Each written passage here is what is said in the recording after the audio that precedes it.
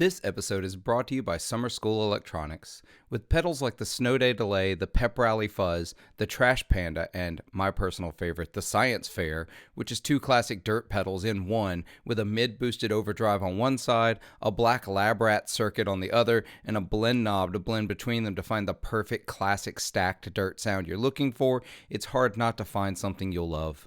Mark builds all of his pedals by hand in Syracuse, New York, where he also works as a full-time educator. In addition to the super fun graphics on their pedals, Mark also offers custom artwork. Want your dog's face on a pedal? He can do it. Want your face on a pedal? He can make that happen too. Go over to summerschoolelectronics.com and make sure to tell him that 40 Watt Podcast sent you. This episode is brought to you by the supporters of 40 Watt Podcast over on Patreon. Go over to patreon.com/40wattpodcast, where for as little as $3 per month, you can help support the podcast and get every episode ad-free. For $5 a month, you'll get every episode ad-free, as well as a bonus episode every week. I can't overstate how thankful I am for the support of my patrons, and hope you'll consider joining the team and helping keep this show on the road.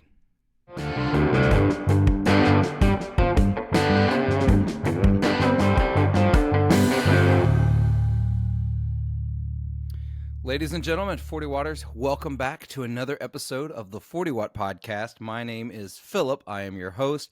I'm super excited about the episode this week. With me today, I've got a guitarist I've been following for a while now. It's very rare. I'm just being very real. It's very rare that an instrumental guitarist captures my attention because, y'all, I'm really about storytelling and songwriting, and so I love having songwriters on and people who tell stories with lyrics. But when I first heard Dr. Molly Miller on Instagram, actually, Molly, I discovered you through Instagram. I was absolutely spellbound. So I'm super excited you're on the show. Welcome. Thank you. Good to be here. Thanks for having me. Yeah. So it's one of those things that I discovered your Instagram and your instrumental playing, and then I discovered your YouTube. Then I started to discover like the tours with Jason Mraz and the educational backstory. And so I'm still sort of learning your story, and I'm sure several or many of my listeners are the same way. So let's start with the fun story. How'd you get into playing guitar? How'd you get into music? What was the trip like? Yeah. I started playing guitar, and actually I'm looking at my amps on, and it makes this weird like noise sometimes when I turn it off. Go ahead. I was practicing before this.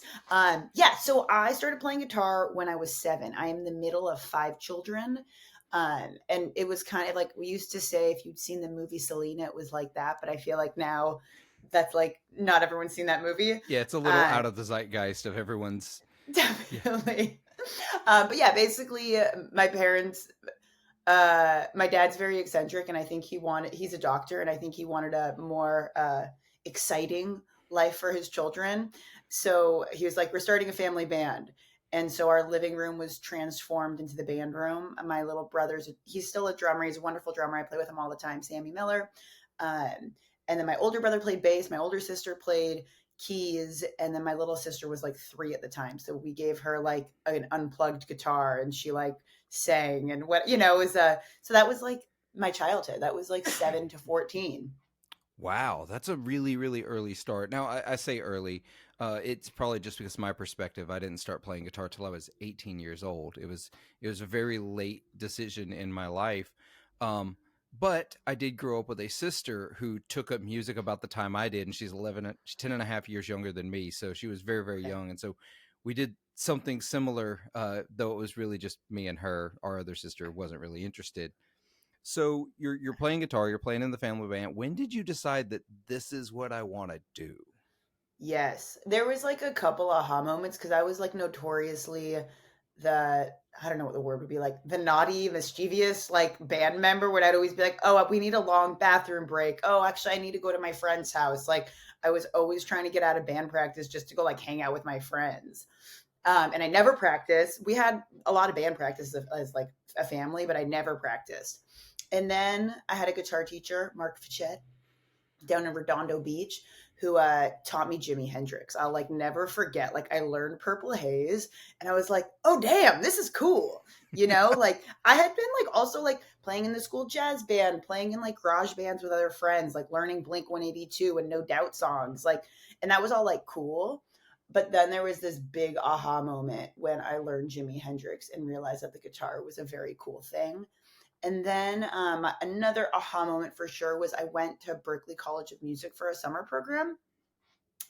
And it was something, I feel like it was like this profound experience for me just to be around musicians and yeah, just to be around musicians and talk guitar and think music and play music. And it felt like so right for me.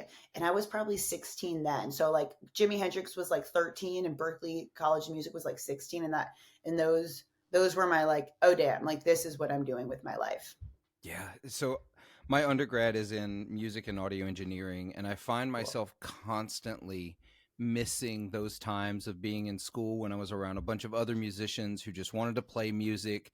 And it was Yeah. so easy sitting in the lobby of the music building, and like four people Yeah. wander in, and you're like, hey, let's go in the band hall and play something just to Yeah. do it.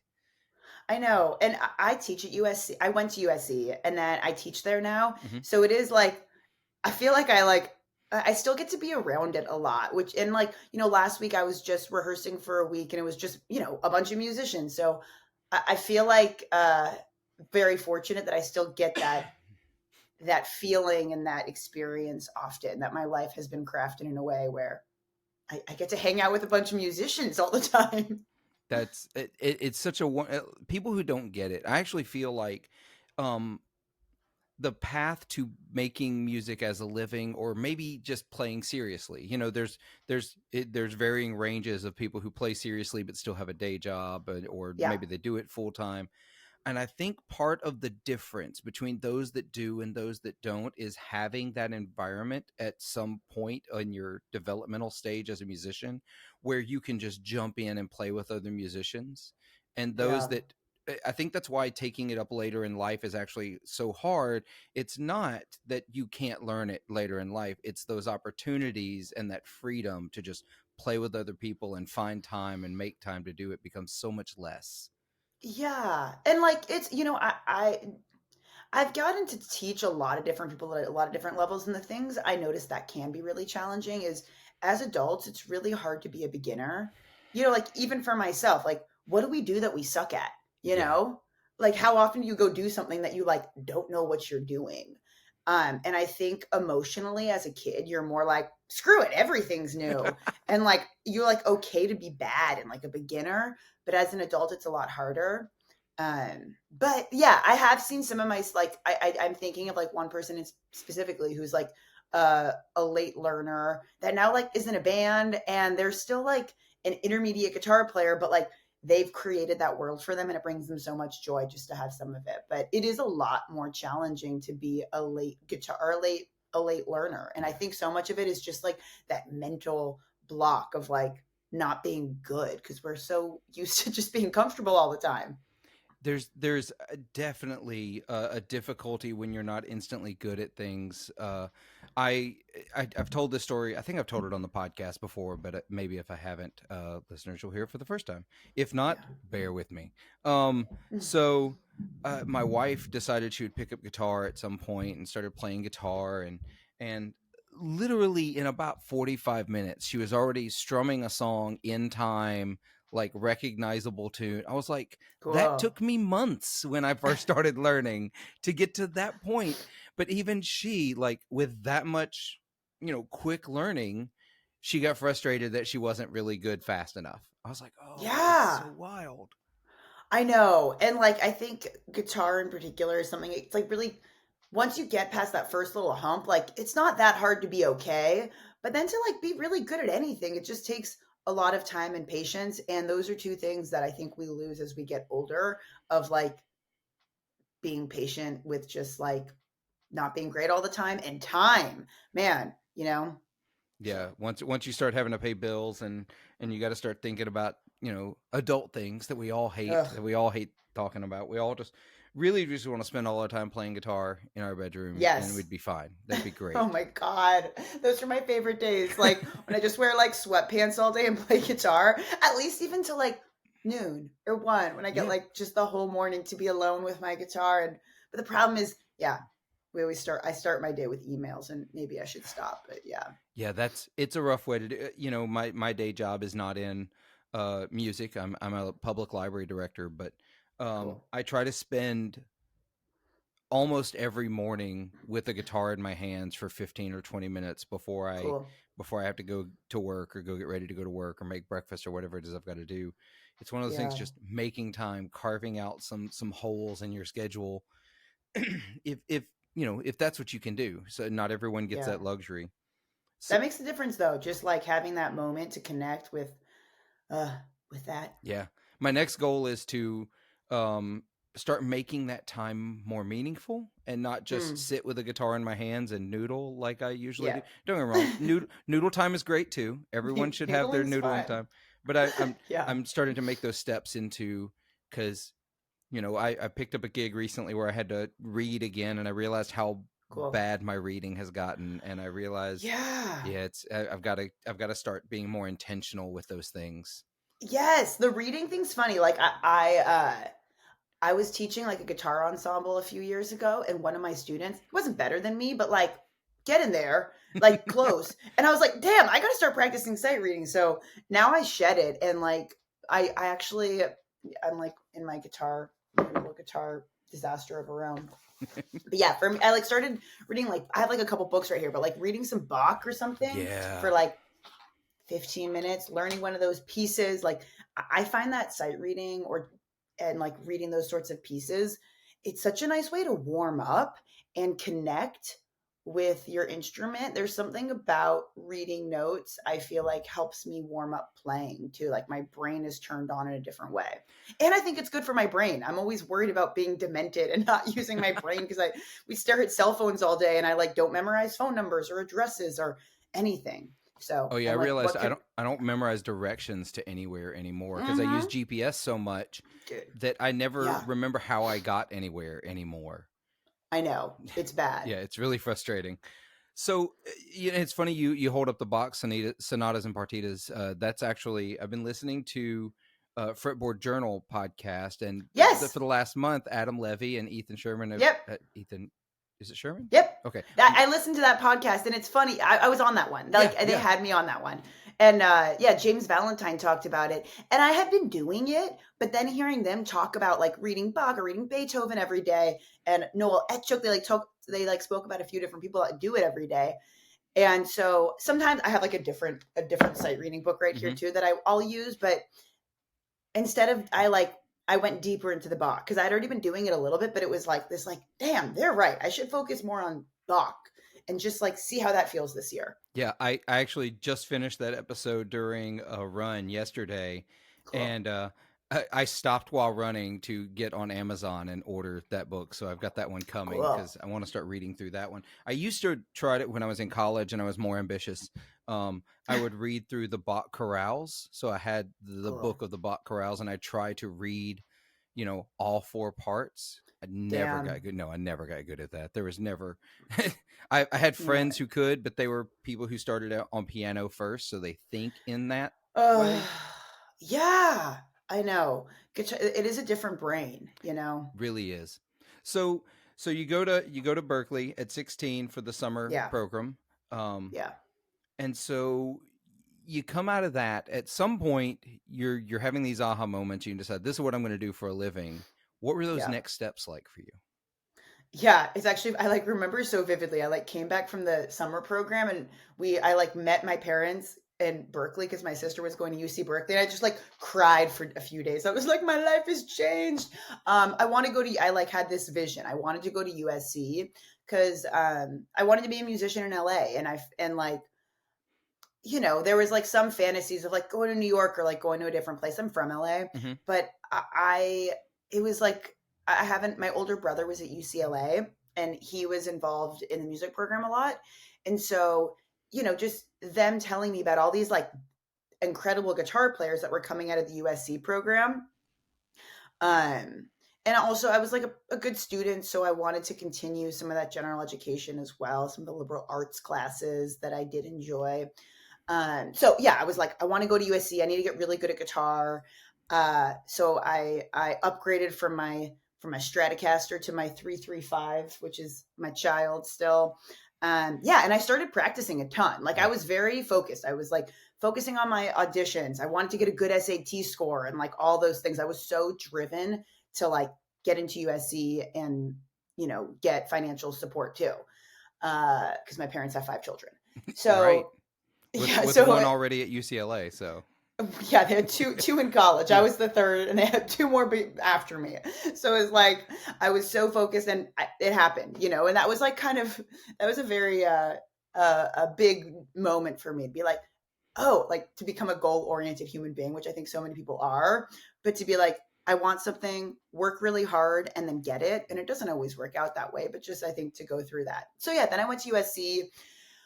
And music, going to music school is intense. Like, I'm like in this little town and I'm like the one that's really good at guitar. And then I go to this USC and there's like all these people that are way better than me. And so all the inferiority complex and all those things for sure happen. But I mean, I loved being there. And then I ended up staying there for 9 years. Oh wow. I got my master's and then my DMA, my doctorate of musical arts. So but all during that time, especially during grad school, I was like hustling outside of school, which I'm really grateful for. I was, gigging probably 4 nights a week, doing bar gigs. I was in like a funk Afrobeat band, and we play like 10 p.m. to 1 a.m. a couple nights a week. And then I do play with different artists and also teach outside of school. I was a TA as well. So I was like hustling. I'm like, I don't know how I had all that energy, but I was, yeah. So Oh, teaching a bunch. the Yeah. 20s, when you're in your 20s, like it Oh my just comes God. out of the air. You're just full of energy. Yeah. Well, and I'm like, feel like I'm like a fairly energetic person, but like, yeah, COVID is like right when I turned 32. Oh So it was yeah. like, that's when I actually started crashing and having to like, I had to like put the brake on sometimes. Yeah.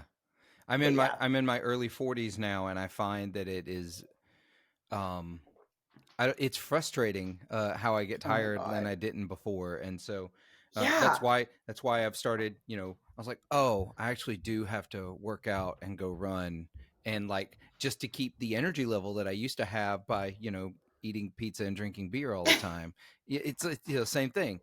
So Oh my God. it's Yes, uh, it hits you. I know. yeah I it used to like get off a plane from Singapore and like go for a jog and then teach and then go to a gig and like not be tired. right. And now I'm like, oh my God. I actually did, unfortunately. Yeah, I got off a plane the other day and did go for a jog and went for a gig, but then I felt a little non-functional. Yeah, I don't have the same flow as I used to with energy. that crash comes hard when it Oh does my come. God.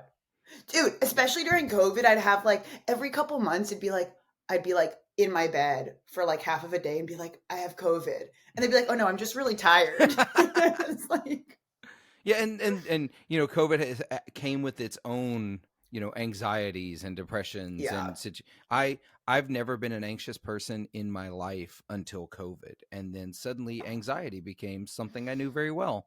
Um, Well, I've always been an anxious person. And I have to think, I feel like COVID actually probably chilled me out. oh, It's like, that's wild.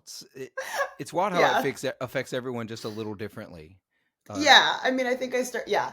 But I think it's just because I was like stuck at home, you know, where normally I'm like running around like a little energizer rabbit or whatever. oh yeah. And then COVID was like I had to chill. See, So yeah. as a hyper extrovert myself, COVID was my own personal hell. Being Yeah. stuck in my house, I couldn't. I had just moved to a new town. Just as like February 1st, I moved to a new town, and then we shut everything down on March God. 16th, something like that. Yeah, Yeah. exactly. I didn't meet anybody. I knew my wife, and that was Oh it. So God.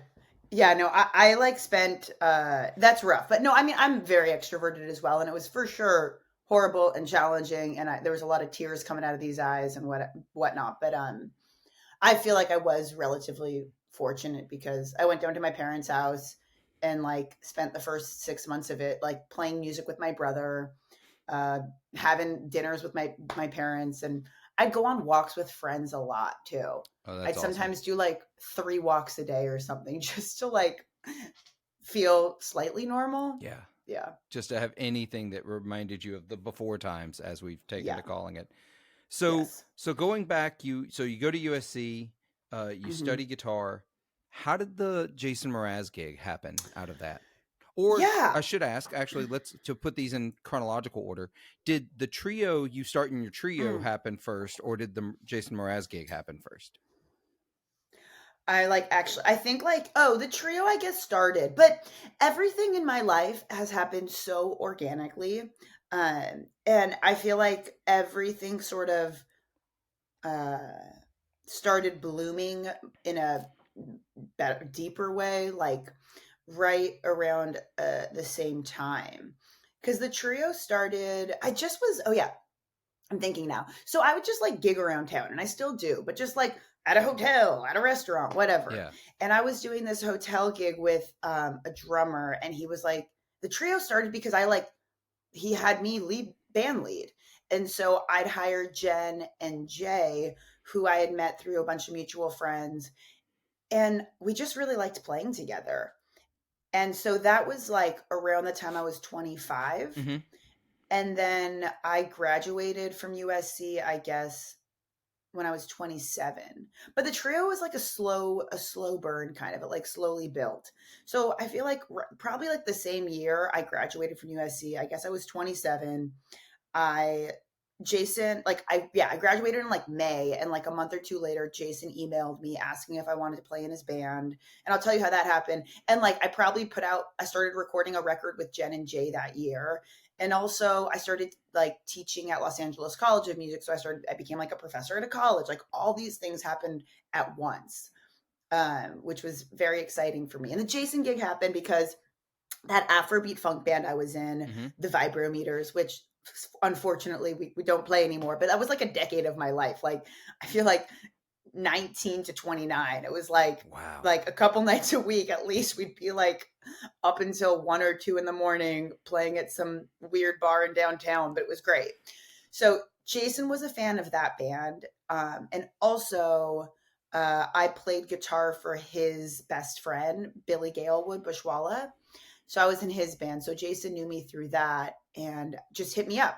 It was like he just like knew me, Yeah. because of those situations, and was like, I'm putting a new band together. Do you want to play this corporate event at Petco Park in San Diego? And I remember I like screamed. I was like, ah! It was like a couple weeks after graduating. I was kind of like, I guess my life's just chiller, and whatever. And then it was like, I spent the next like 4 months before the gig, like learning every Jason song and just like so excited because I'm a fan. I was a fan of his before becoming a band member. Yeah. Yeah, and Yeah.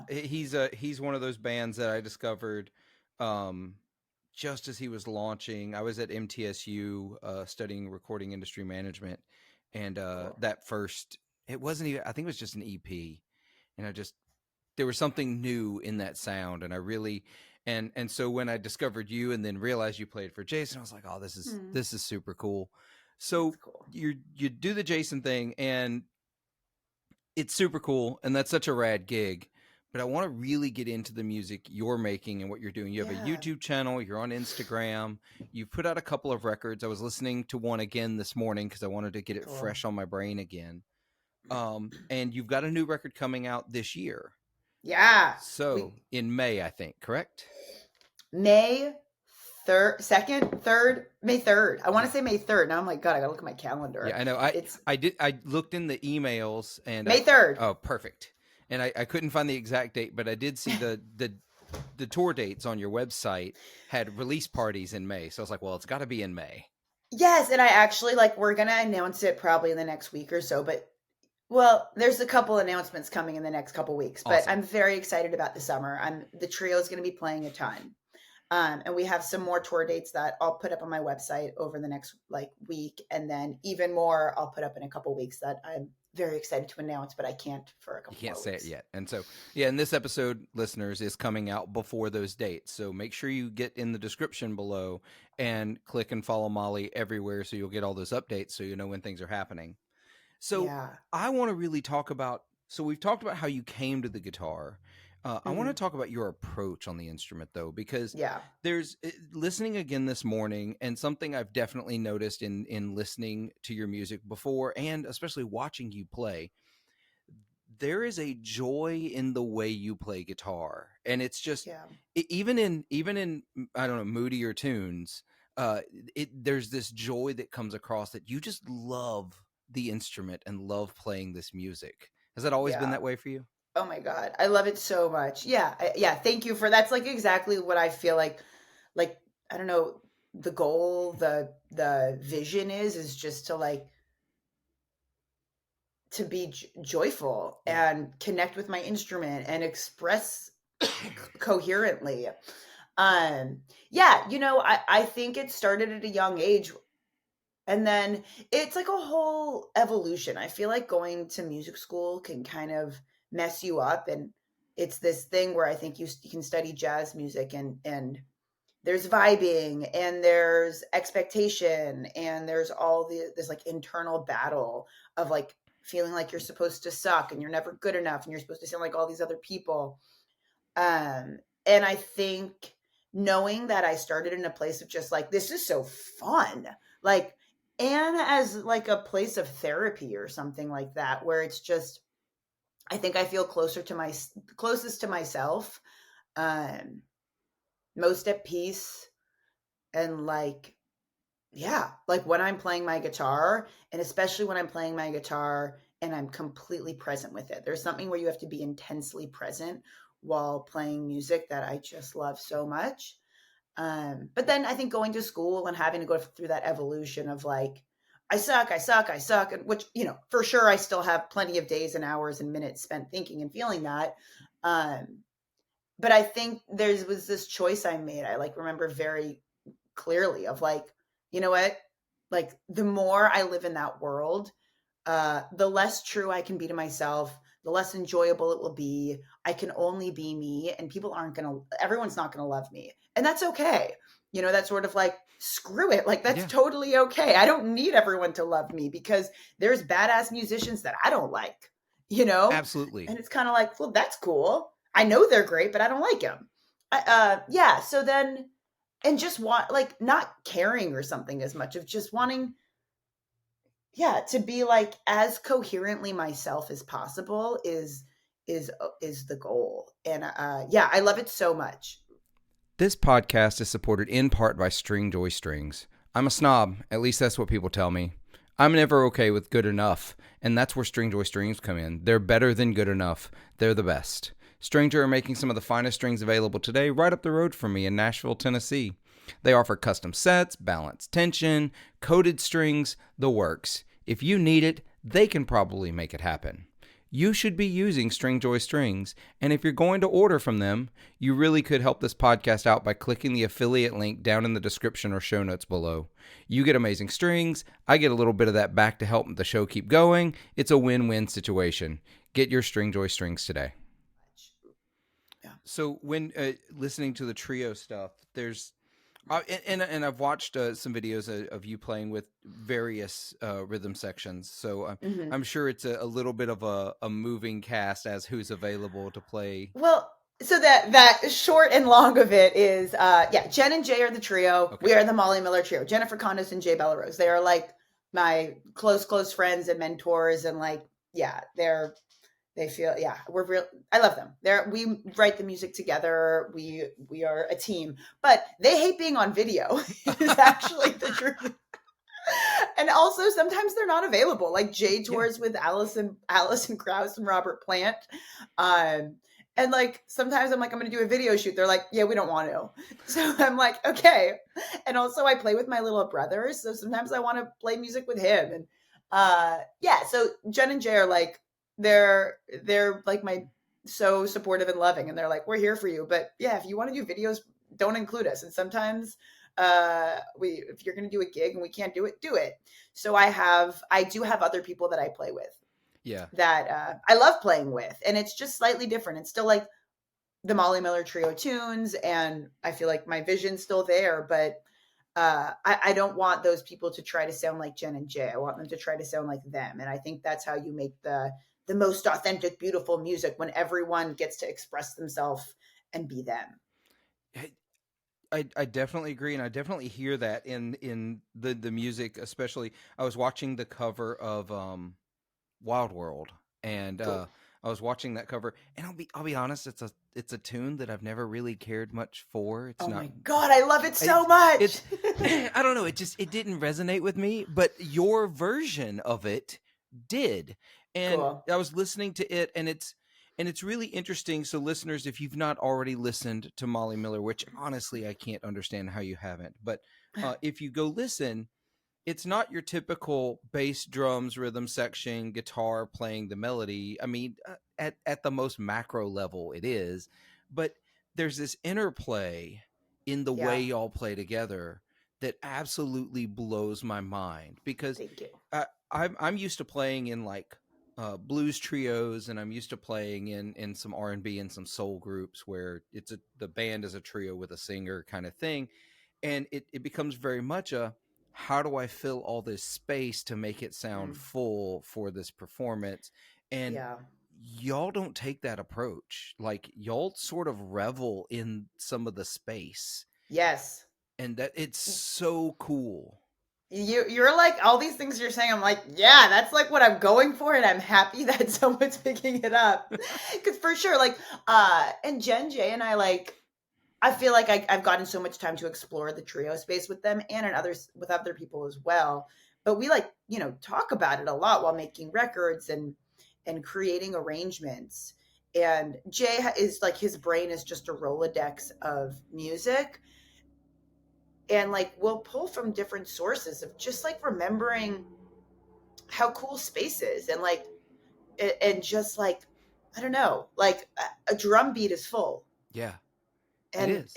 and like what you're, yeah, we think a lot about the interplay, and I feel like Booker T and the MGs or something is like a good example where like one little tiny thing shifts and it like takes it to a new level, where instead of feeling like you need 100 different ingredients, like I think, yeah, like cooking is always such a good metaphor of like, sometimes I don't know if I could, yeah, I won't curse, but yeah, sometimes when you put more stuff in there, it doesn't Yeah. make it better. Oh, You're just you're safe. I can just mark explicit. It's fine. okay, but you're taking away, you take away from the like the trueness, the original, like the like what the essence of a thing is by adding more junk in sometimes. So it's just like, I love the trio space because there is so much space. Yeah, I love trio guitar. I love trio playing so much because you really get to hear everyone's voice. Mm-hmm. Yeah. And also, yeah, enjoy enjoy, I don't know if the simplicity or the complexity even of one part.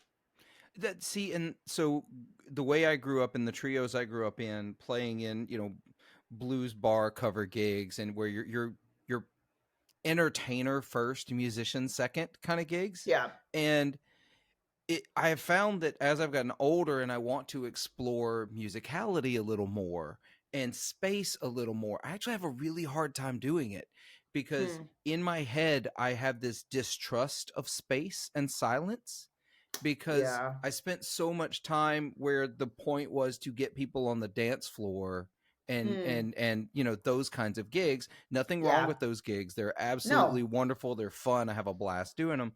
But Yeah. the idea is nonstop, complete engagement on like this, both a volume and a groove and a fullness level, that when you back off, I feel really exposed when I'm Yeah. playing fewer notes and Yeah. adding space to the music.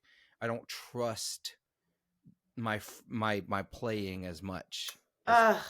I know, and I totally get that feeling, and I think I work on it a lot. Like I play a lot of solo guitar too. I mean, Mhm. outside of just my bedroom. Um, but and then I listen to music too sometimes to like get myself out of my own head. And like so much of my favorite music isn't like constant. There's Yeah. like the space where you can actually consume what's happening and digest it. Because I think I feel it with solo guitar and trio guitar playing, where they're like, and I fight that fear of needing to play a lot, of needing to play something fancy. Yeah, because so many of my favorite players are not that.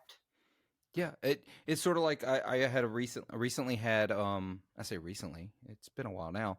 Um Australian guitarist Adam Miller. I don't know if you know Adam. Had him on the Uh, Yeah, yes, totally. I He's a figured you homie. did. Yeah. Yeah, I was pretty sure y'all were friends. I had him on the yeah, podcast, and listening to his music, I get that same vibe. He knows how to live in space yeah. and be comfortable with that. And I feel like that is such a hard skill for I think that's that differentiation that really happens for some guitarists that never happens for others, Mm, where they go from being the, like you were talking about, playing in the garage rock bands, playing the Blink 182 and just doing yeah. that kind of stuff, to playing, I'm gonna, this is gonna come across as denigrating, but I don't mean it as so, to playing meaningful music, like Mm. where it's not just, feel good anthems and I'm like, pop I punk. love Blink. I Yeah, know it's I would say the same thing about some bands that I love. It's like I, it's so much fun, but yeah. yeah. No, another guitar player like Adam Levy, who I took some Yes. lessons with now, and now is like a dear friend. But he was another one where I'm like, God, like, why do I love his playing? Because he makes, and also like, I remember seeing like Clapton and just Hmm. being like, I don't know. Sometimes like there's clarity. I feel like clarity is the thing that I'm striving for versus like other, yeah. And I think whatever music I'm drawn towards, there's just a total clarity in what is happening. Yeah, and you mentioned Adam Levy.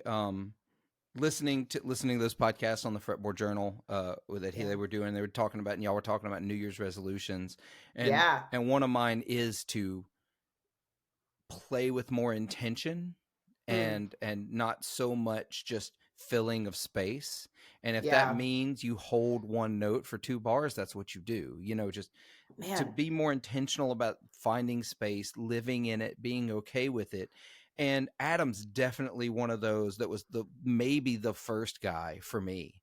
Um, Mm. and it's because when he was playing with Nora Jones, I got a DVD of Nora Jones playing at, I think, at the House of Blues in New Orleans, and I still have that DVD. I watch it a couple of times a year at least, and Oh, just and it was the first time I knew it's the first time I found out who played guitar for Nora Jones. I didn't know, yeah.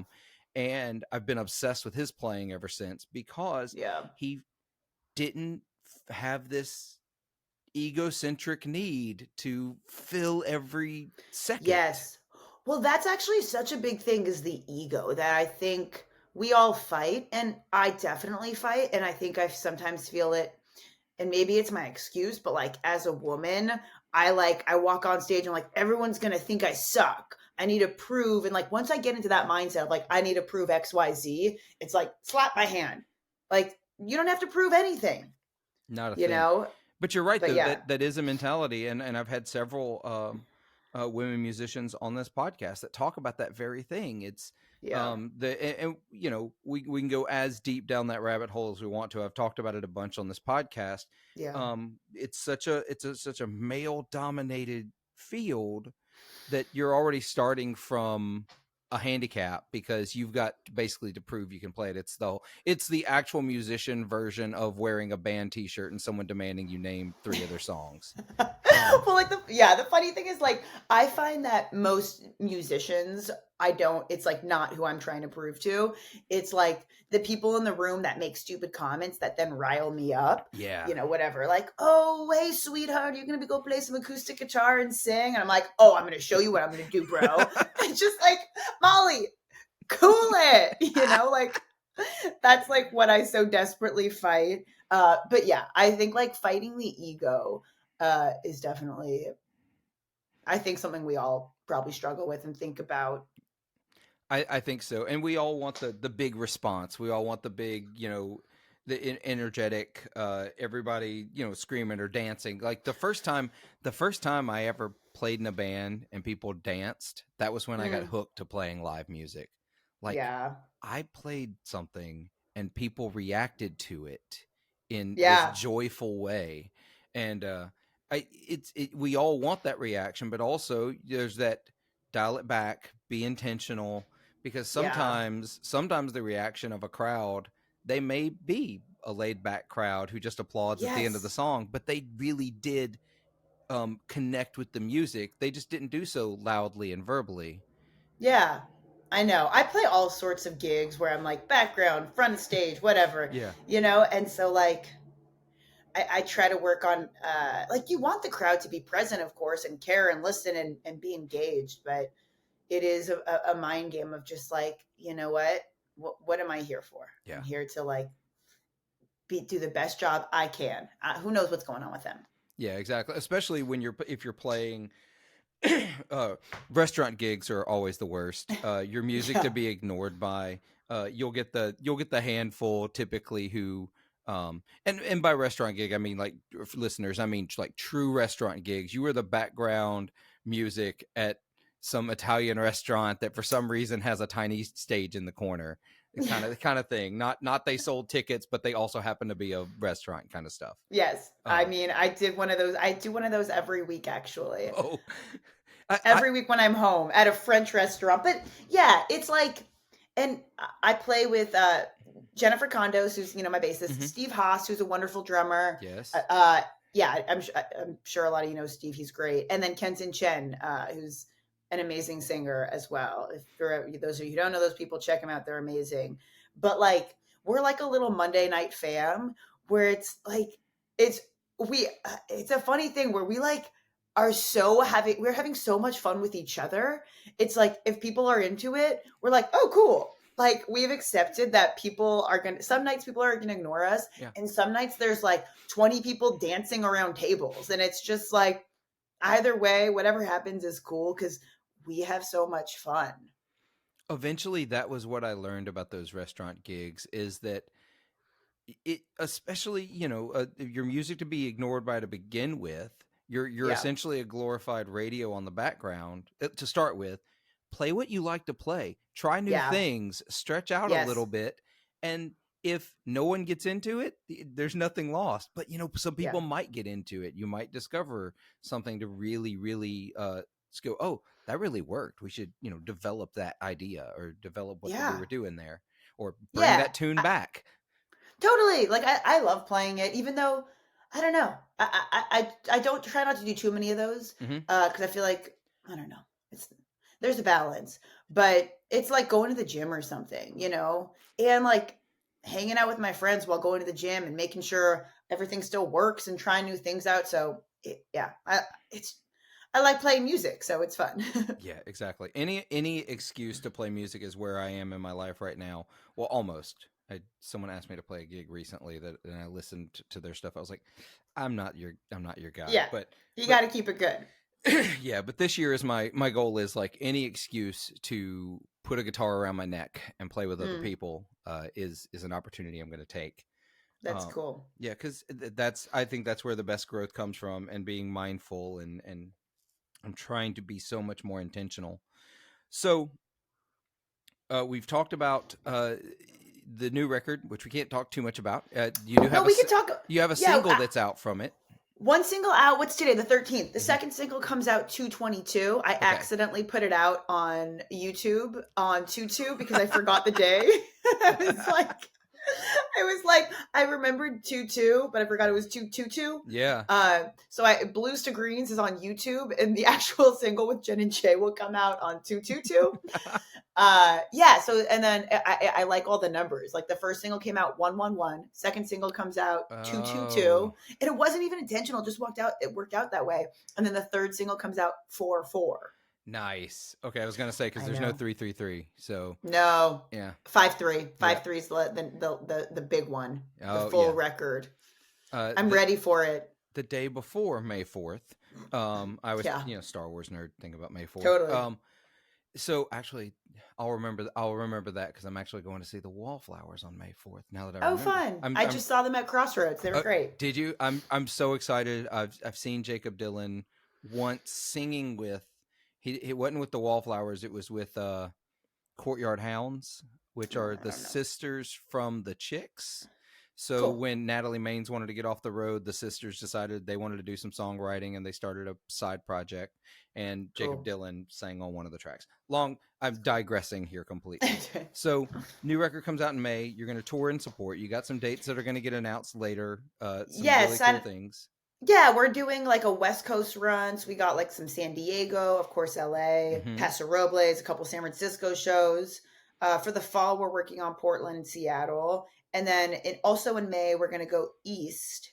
We're going to do a couple New York area shows, a couple Nashville shows, and Atlanta. So that'll all be in May. And then we'll do oh yeah, we're also playing Denver in July. And then I have like a month of dates too that'll be announced for the summer in a couple weeks. Oh, that's fun. Out of curiosity, can you say where the Nashville shows are? Yes, the Nashville shows. I'll put this up soon. I'm just Yeah, yeah. waiting for like the actual link, but they'll be at Nelson's Drum Shop. We're gonna do 2 nights Oh, there. cool. Okay. Yeah, we did it once during COVID, and it was so fun. Jay is like, big in the drum world, and he's super tight with Bryson Nelson, who owns the shop. So we did it once during COVID, and it was so sweet. Like he opened up this big garage door where the drum shop is, like an old gas station. Yeah. And then we set up in the center, and there was like this big circle around us, and it was very COVID safe. And so now we're going to do 2 nights there. May, I want to say 24th and 25th, that Friday and Saturday night. Awesome. That is awesome. Yeah. I'm going to check my schedule and see if I can be in Nashville that day, because that would be Yeah. super rad to come check that out. Also, new shop that I'm not aware of. So I'm also not a drummer, so that would explain why I'm not as familiar with the drum It's a shop. great shop, though. Yeah, I'm going to have to check it out.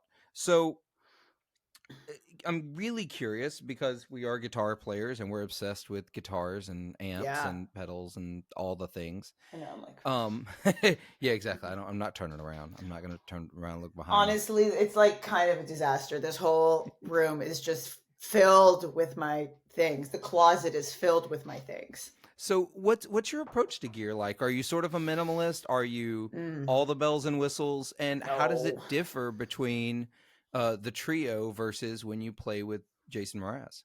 Yeah. So I am a minimalist, I'd say. Like I mostly use 2 guitars. I have a pedal board, but a lot of other pedals that I'll kind of sometimes add on. Yeah, I like when I practice normally it's just like guitar and amp. Yeah. Like there's something about just that relationship that I love.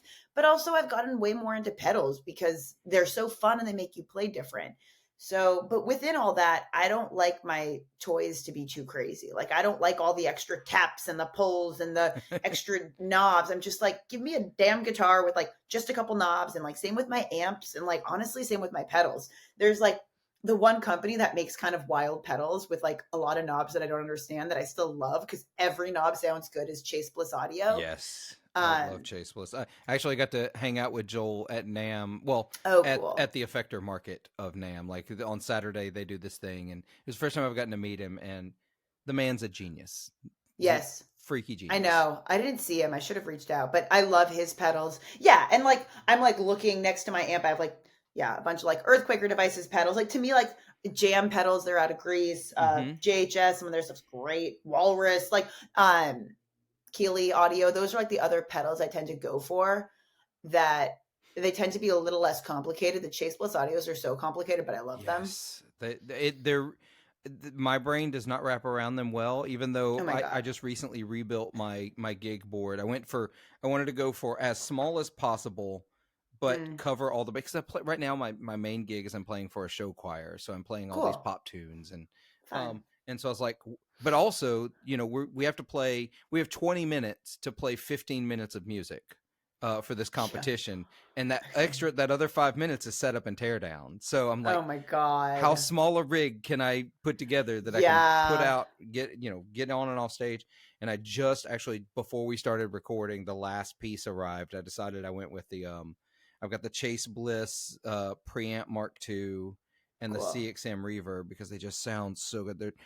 I know everybody's like, oh, they're so simple to use. Everything's on the top. No, they're complicated, y'all. My Oh my brain, they're god. so complicated, but I'm like, yeah, I want like less. Like the amp I use on most gigs now mhm, is just a Benson Nathan Jr. And like it just not that it's like it's reverb, volume, bass, treble.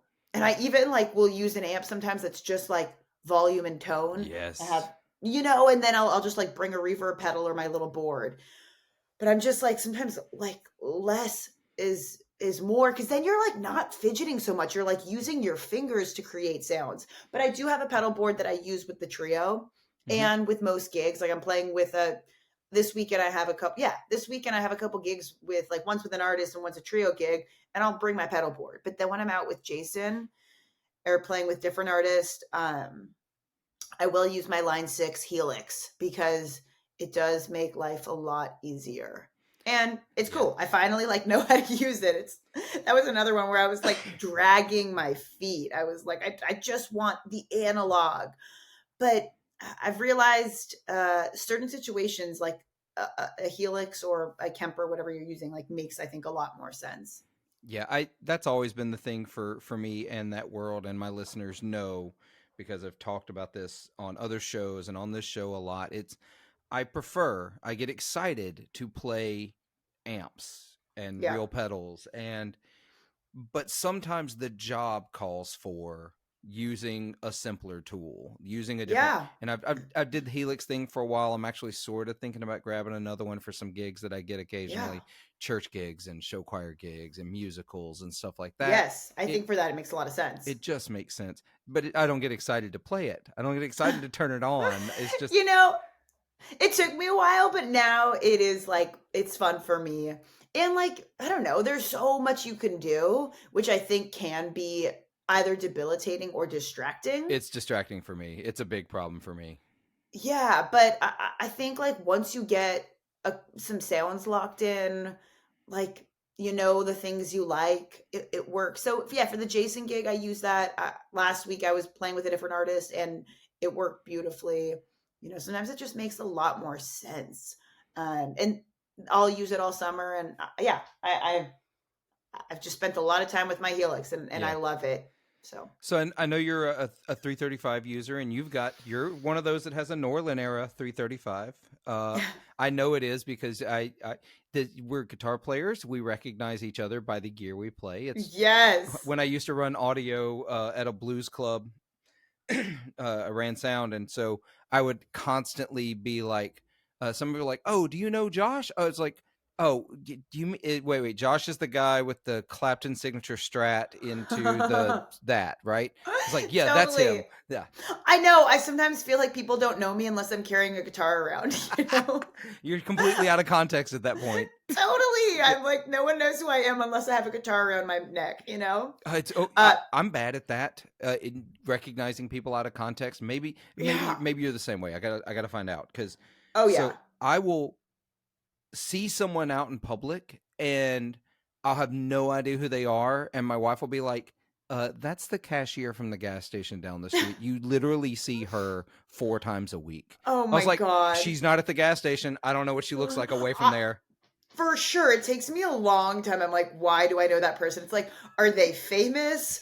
Have I played a gig with them? Have I like gone to a restaurant they work at? Totally. Like for me, it takes a long time. And like, yeah, I'll blend like famous people with the gas register person. Like, I don't know. They all look just familiar. That's it. They all sort of look familiar.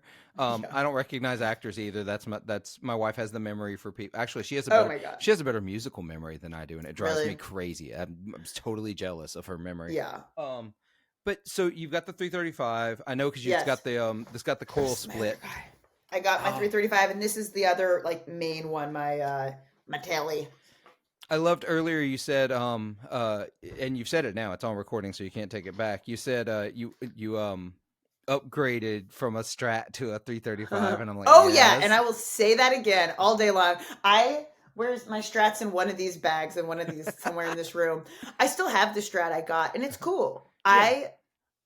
Strats don't do it for me. I'm always like, where's the rest of the body? Like Yes. what? Like why are you not eating? Like, It's they're so thin, and they just don't yeah. like they have a place. I get it. And listeners, I know there's a bunch of you yelling at whatever device you use to listen to podcasts. Yeah. Stevie Ray Vaughan didn't have a thin tone. Yeah, but he ran 6 amps at 10. Ugh, Yeah. I know. It's like, Totally. I mean, like, I love Strat players too. Like, I love Hendrix. I yeah. love Clapton. But, like, whatever, John Mayer, what, but like, Clapton was better when he played Gibsons. uh, yeah, let's say Yeah, it. exactly. I think so anyway. For sure.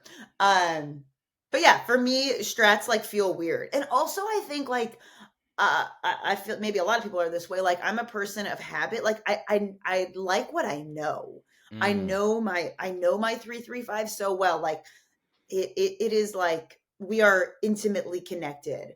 And also now this telly I've spent a lot of time with. So yeah. guitars that I just like spend a lot of time with. Like if I was only had my Strat for a month, that was the only guitar I was allowed to play. Yeah. Maybe by the end of the month I'd be like, this Strat's awesome. But then I'd pick up my 335 and be like, just kidding. Just kidding. That's the way I feel about it. I'm 335 is and listeners can have seen the one behind me. That's my that's a Brady. free issue. Um I can't afford a vintage one. And they're so expensive, but I Yeah. if lost everything today. Actually, I'm gonna work on a YouTube video talking about this. If I lost everything today, because it's like a thing YouTubers are talking about. If you lost all your gear, what would you rebuy that you have?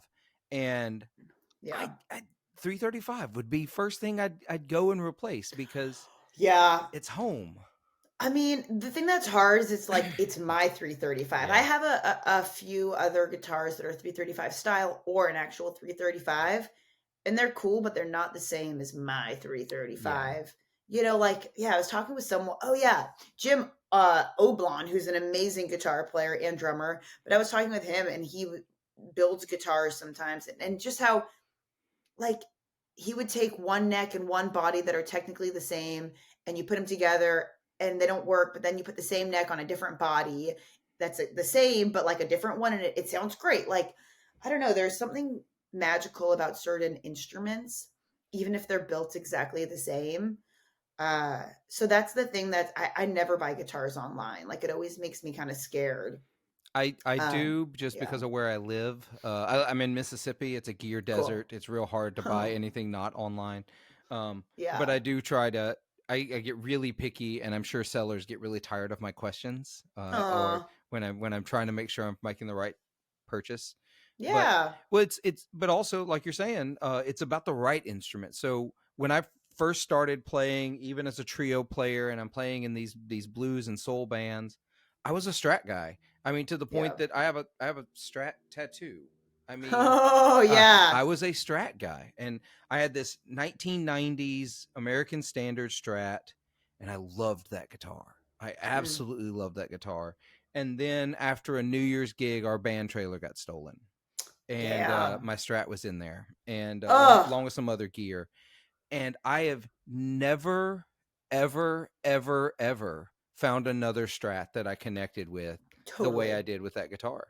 Yeah. I, Yes. 100%. Like I almost was trying to buy like 1978 Gibson ES 335. Just like wanted a second one mm-hmm. in case. Yeah, just in Like case. last week I was like scouring the internet that I'm like, Molly, you have like 30 guitars at your house. Just cool it. Yeah, Yeah. I have too many guitars because I'm not doing this full time for a living, and I have way too many instruments. But I could really have a lot less and be Hmm. fine. Yeah, But it's like books, when you have a lot of books around, you feel smarter. Having a lot of guitars around makes you feel like you're better at the instrument. yeah, and everyone does it. As a librarian, I can tell you it is normal behavior. Have a house Yeah. full of books that you've never read. You Oh just my have god. them. Yes. Yep, yep, I've totally. got a bunch of them. So Yeah, me too. we are approaching the end of the regular episode. Molly, tell everybody where they can find you. All the Yes. things. Oh my God, it's kind of weird. You can find me pretty easily on the internet. So a few options. You can go to my website, mollymillermusic.com, and that will link to all my socials. But my social media, Moody Mill, MOODYMILL. And I feel like I like am most present on Instagram, on the gram. But yeah, YouTube channel. I think it's like YouTube. If you just look up Molly Miller guitar, a bunch of stuff will flash up, like my website, my Instagram, my YouTube, and probably other random sites where you'll hear me talking and playing guitar. Awesome. And listeners, a bunch of those links Maybe not all of them, but a bunch of them are down in the comments, not in the comments, in the description below or the show notes. So you can click there if you want to. And while you're there, leave a review for this podcast. I'd greatly appreciate it. It helps others find the podcast, and share it with your friends. That's the free and easy way you can help keep this show going and keep getting great conversations with wonderful guitar players like Molly.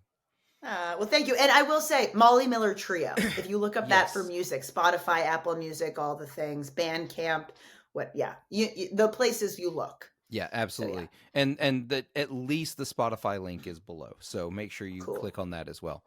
Yeah. In the meantime, we're going to go over to Patreon. So if you are a Patreon supporter, you're about to get extra content with Molly, asking some fun questions this year in the Patreon episodes. If you are not a Patreon supporter and you want to catch the extra episodes that I record with all of my guests, please make sure that you go over to patreon.com/40watt podcast. And for $5 a month, basically cheaper than a cup of coffee, you Oh can yeah, get all the extra episodes every month. In the it's true. meantime, thank you, Molly, for coming on. Thanks for having me. Yeah, so glad to have this conversation. And we're going to go over to Patreon. Listeners, until next time, remember, be good to yourselves, be kind to each other, and make some noise. Amen.